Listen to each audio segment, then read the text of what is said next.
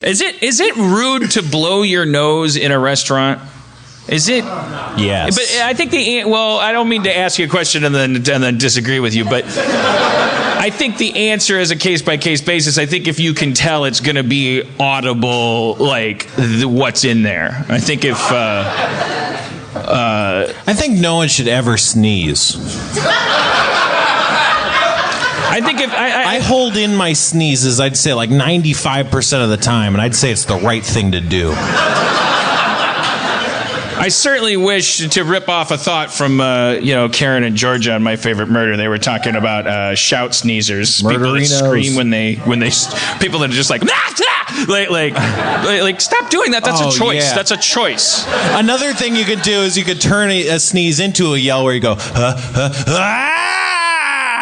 Yeah. But I'll tell you this, man. Nothing is more nerve-wracking than people. No, I mean, the people when they go like, and you're like, God, Jesus Christ, you're killing yourself. Yeah. I don't want anybody doing that. Yeah, don't do that for me. Like, I'm just doing it. Let it out. But that's part of why you do it. Because their eyes are gonna that's what exactly it. That's the stigma. Like you're gonna get a stroke or something. Wouldn't that be amazing if someone was like, and they just like topple over and their eye turns red? It would be amazing. He was so polite. And then his head exploded. It killed him. He was a doctor, but he died at 50 because he was a polite doctor. Yeah. Well, I don't think I had anything else to say, except I blew my nose in a restaurant at House of Pies today, and I was like, first of all, it's House of Pies, so the bar is lowered, and but then I blew it, and I was like, I bet nobody wanted to hear that, like because it's one thing. There's a nose blow where it just sounds like there's you're just blowing your nose, and then there's nose blows that's like, oh, two things just came out. I don't know if that you should just hear be like the thump. No one wants to hear Foley work like when you're blowing your nose. I think if it's one sound effect of guy blowing his nose on the sound effect record, fine. If it's two sound effects of like grape coming out of a garden hose or something, it's still a record. In your mind, it's still a sound effect record, which I love.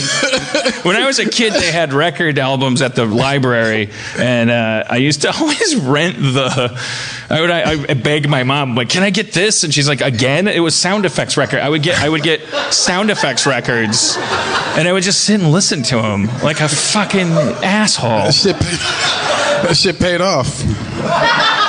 Just like spooky sound effects. I was really into like the occult and stuff. So there was but all year round I would rent Halloween sound effects records. And it would just be like the same shit on every record because they would just be recycled or licensed. It was just like some guy going on a piano, and then like window shutters, and then a cat going. And I would just sit there and fucking stim and listen to it. I gotta be autistic, right? I just like figured out how to start covering it up at like 9 or something. So you can't diagnose me now because I'm like Ben Affleck in The Accountant. I'm like hiding it. No, he's not hiding it. He's like stoked about it. You got to see Ben Affleck in The Accountant. It's amazing. It's so incredible. He's an autistic superhero because his dad was an army man that didn't cotton to autism acceptance, and so trained him to his dad figured, well, if he doesn't like bright lights and loud sounds, then he should be exposed to more of them, and he should learn to kill. And instead of that guy being the villain, that guy is like the Obi-Wan. He's the reason why instead of just a regular autistic, Ben Affleck is an amazing crime fighter because he's part autistic, part functional soldier. the combination is amazing. He can autistically aim his sniper rifle.